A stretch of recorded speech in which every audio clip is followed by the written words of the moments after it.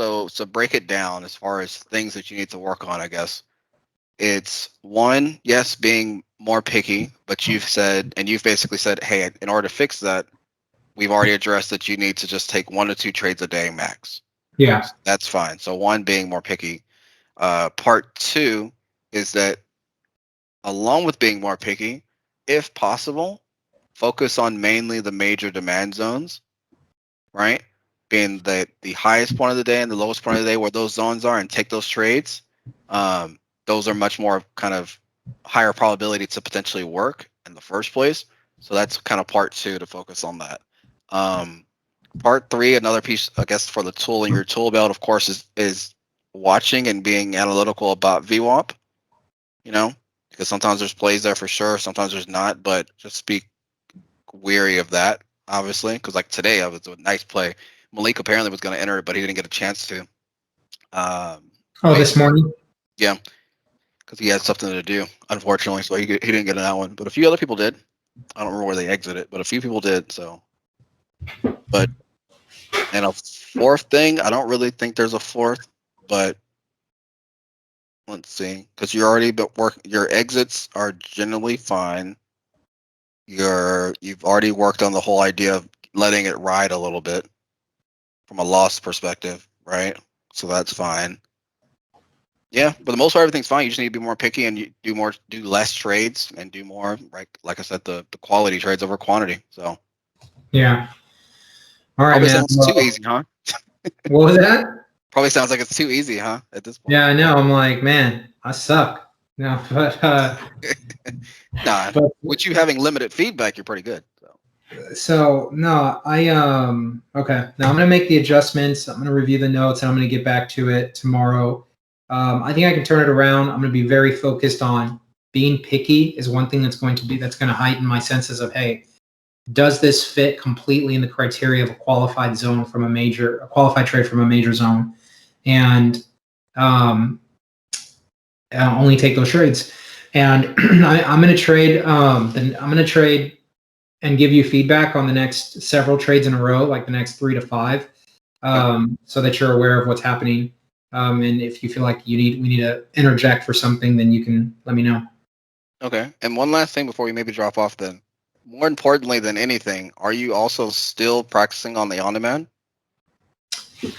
No, I'm not practicing on demand. So that's why you're not killing it. Okay, on demand.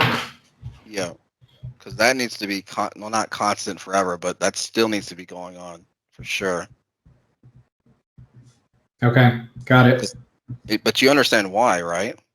Yeah, because you get that you're going to get a lot more data, a lot more screen time, and I think now is the perfect time for me to be doing that, practicing on on-demand, because that's how you get the muscle memory and you see some things. And not that history is going to repeat itself, but at the same time, that's kind of the idea, is you start to see these patterns a little bit more, and so you get a better idea of how you trade certain types of patterns and where you should be trading and where you shouldn't be.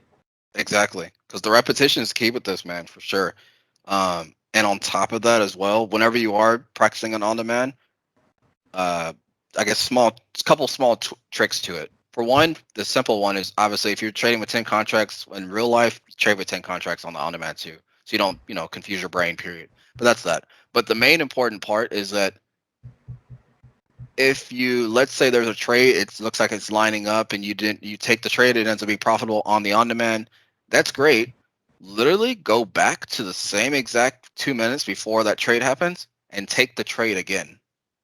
Do it a couple times. That's how you practice on demand. One way how you practice it, because that way you'll literally start piecing things together to say, okay, well, what's different now? I know it's going to bounce, but before I entered at 1.1 on the option contract for SPY, I entered at 1.03. Okay, now I entered at 1.0, I don't know, 8. Okay, so that I clicked slower. Is it because I overanalyzed it? Like, what is it? Like, is something different? Or like, oh, hey, I entered, or maybe I entered at 1.08, which is a little bit later. But if I would have held on to that and something pulled back, did it make me in a loss immediately, or was I still fine? Right? Those little fine details Basically, it would help you out. And then maybe it goes up and it starts getting choppy in a certain area. Then you can look and see, okay, well, why is it getting choppy? Is there like a zone somewhere potentially? Well, okay, wait, it flew up. It technically flew up twice the height of that, even though it hit my target zone. Okay, well, what gave me the indication, if anything, that maybe I could stay in the trade longer? Maybe it tapped the zone, but then it didn't really fall down hard. Okay, when I do that with real life, real money, maybe I can hold on to some trades like that. If it has a small candle after it hits my target zone, maybe I can wait and maybe get twice my profit. You know, Yeah. like those are the questions you need to be asking yourself. And I used to do that on, I don't do it as much, but that's what you need to be doing to practice that what's on demand. So when you go to the real life, it's just the same thing but just with real money, and it's just easier. Got Does that it. make sense? Yeah. That makes sense, man. No, I've been underutilizing that tool, so I definitely will.